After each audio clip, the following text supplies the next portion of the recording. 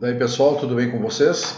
Estamos aqui no canal Seguros de Sinistros Ponto a Ponto para apresentar para vocês mais um vídeo, dessa vez do tema 2, seguro empresarial, conhecendo as coberturas, já na sua terceira parte, tá?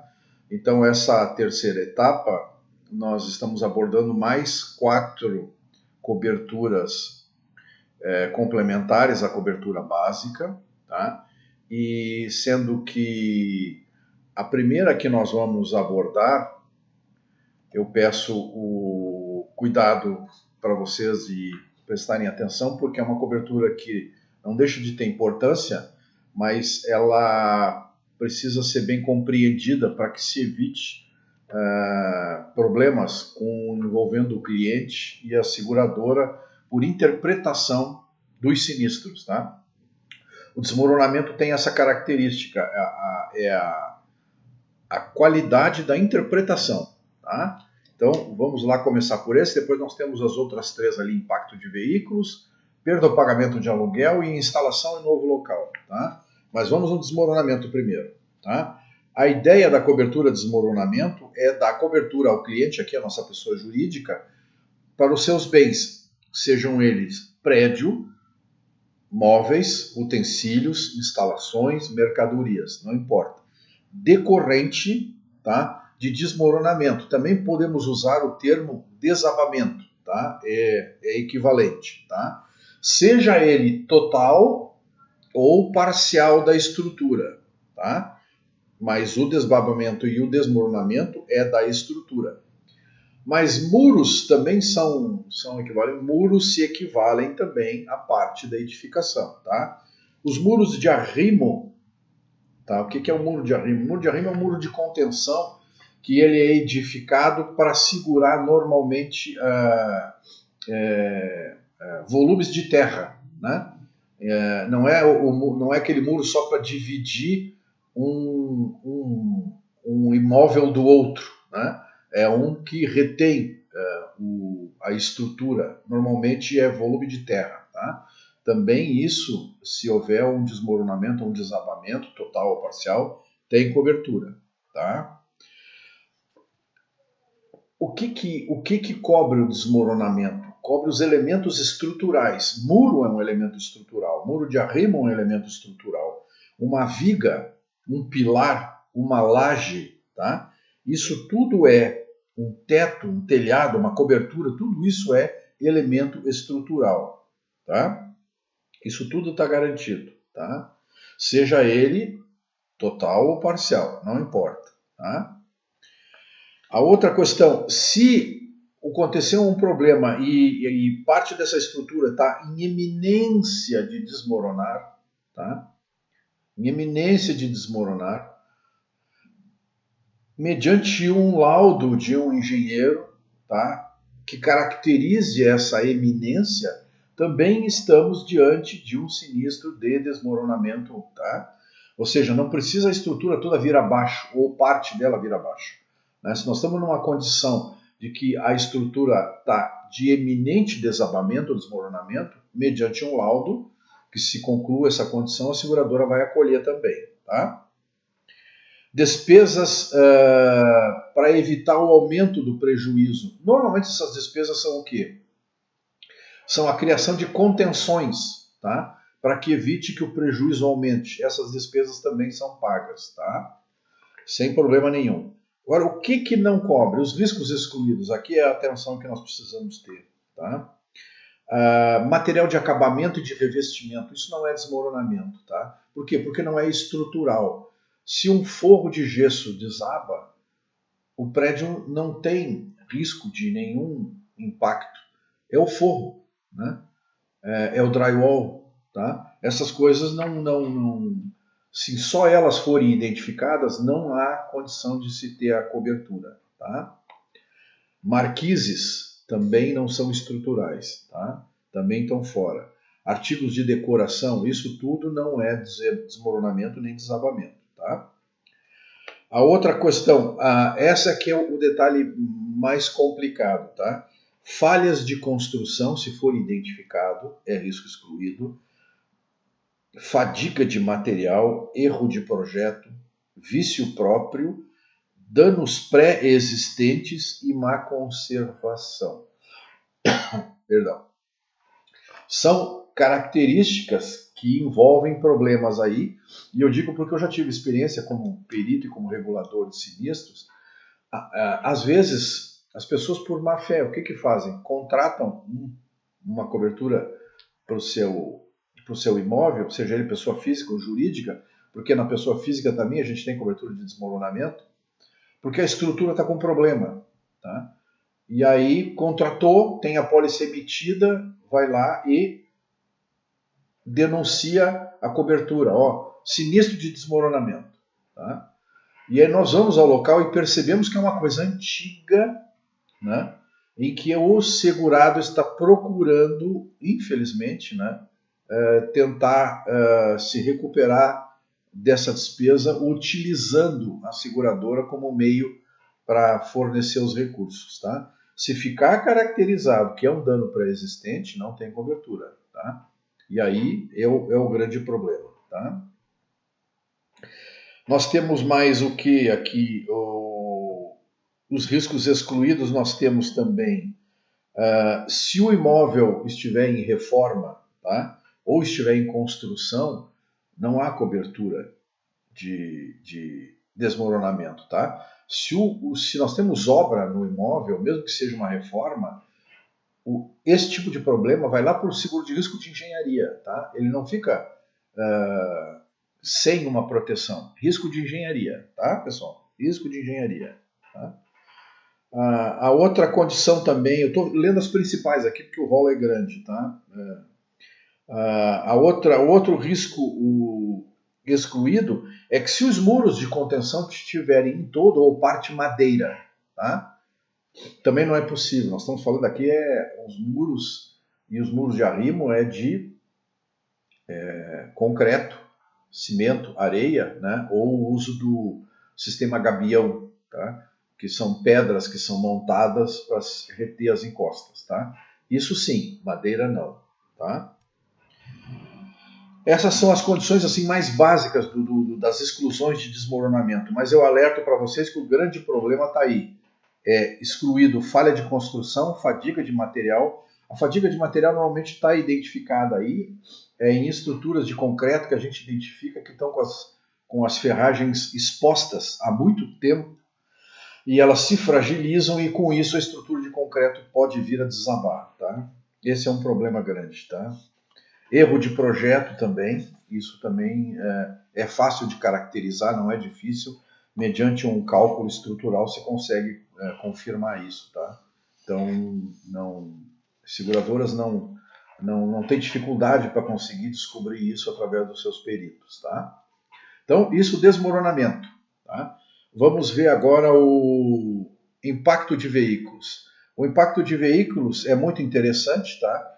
E a condição dele é veículos, tá? Também pagam despesas para o prédio, para suas instalações, mercadorias e matérias-primas, sem problema nenhum. Inclusive que estejam ao ar livre, aqui é o detalhe, inclusive que estejam ao ar livre, tá?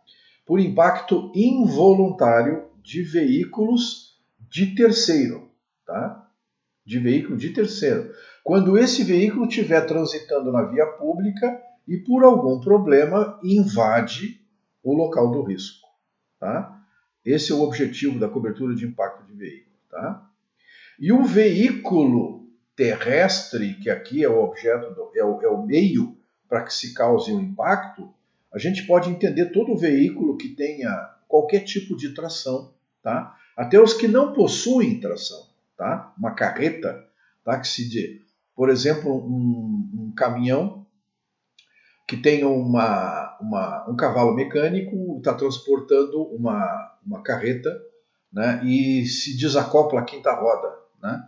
E ele se desloca sozinho e atinge uma edificação, tá? Não tem problema nenhum. É um evento que é risco coberto, sem problema nenhum. Tá?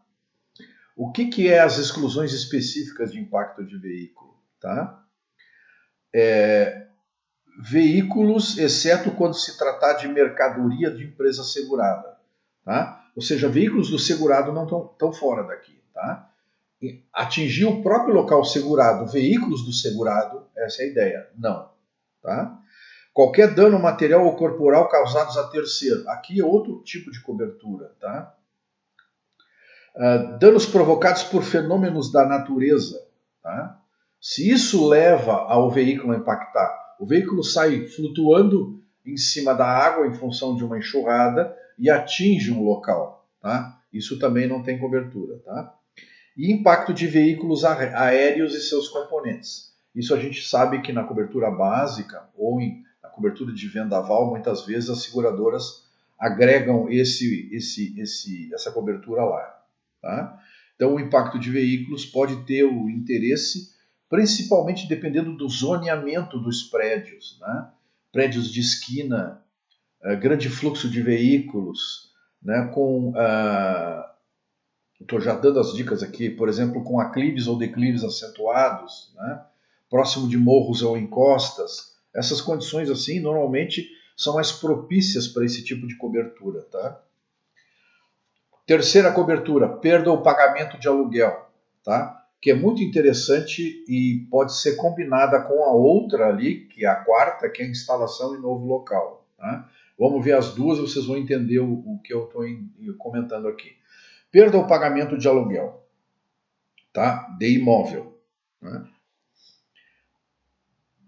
O objetivo é garantir todas as despesas de locação, inclusive aquelas despesas tradicionais, né, de imposto predial, né, despesas de condomínio, por exemplo, né, ao segurado, caso o imóvel não possa permanecer segurado por um sinistro. Qual é o tipo de sinistro? Cobertura básica. Mas se o segurado tiver na pólice a cobertura de vendaval, também pode-se acrescentar a perda do pagamento de aluguel decorrente de vendaval. Tá? Então ele não pode usar o imóvel. Tá? Ele então, o que faz? Busca um outro imóvel com prestações a serem pagas, ajustadas aqui na cobertura, né? Através de um período indenitário, que isso varia de seguradora para seguradora. Tá? Algumas fornecem 4 meses, outras até 6 e outras até 12. Tá? Então esse segurado tem essa despesa em que ele pode se deslocar para outro local e continuar pagando, né? E assim poder fazer continuar a sua atividade. Tá? Também a condição pode acontecer de que ele não é um proprietário, ele não está no imóvel dele como proprietário, mas ele está no imóvel ocupado como inquilino. Né? E no contrato diz assim, mesmo que aconteça alguma coisa que tu não possa usar o imóvel, tu vai ter que continuar pagando as prestações de aluguel. Então aí a perda ou pagamento de aluguel também funciona para que então esse segurado fique desobrigado desse ônus e transfira esse ônus para a seguradora. Tá? Então é bastante interessante nesse sentido. Mas tem que constar no contrato de locação essa obrigação de pagar o aluguel, mesmo o imóvel não estando em condições de uso. Tá? Se o seguro for contratado pelo locatário, tá? A seguradora garantirá o pagamento do aluguel ao proprietário do imóvel. Foi a condição que eu acabei de comentar. Também garante ao proprietário ocupante do imóvel o reembolso do aluguel que tiver pago a terceiros. Tá? Então, tanto a perda como o pagamento, o ônus de pagar ou o ônus de receber, estão aqui atendidos de maneira bem adequada, baseado na verba e no período indenitário. Tá? E aí, por fim, vamos comentar também sobre as despesas com instalação em novo local. Já estou dizendo, novo local. Aquele local onde foi atingido por algum tipo de sinistro, tá? Via de regra, cobertura básica, tá? Ele não tem mais condições de se instalar naquele local. Ele precisa ir para um novo local, tá? Seja ele proprietário desse novo local, ou seja ele inquilino, né? Como inquilino desse novo local. Essa cobertura aqui auxilia ele a pagar despesas para que se ele instale em novo local. Que tipo de despesa? Tá? Mudança em caráter definitivo. Tá? Não é eu vou ficar lá 4 meses enquanto a obra vinga e depois eu volto. É em caráter definitivo. Tá?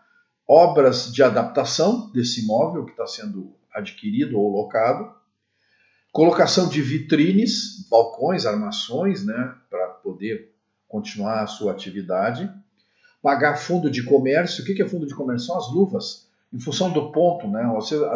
Você paga muitas vezes a locação e paga o ponto, né? Por quê? Porque é um local com uma boa demanda por clientes, né? Então tem o fundo de comércio que precisa ser pago. Essa verba paga o fundo de comércio também, tá? E os fretes, tá? Para mudança para este novo e definitivo local, tá?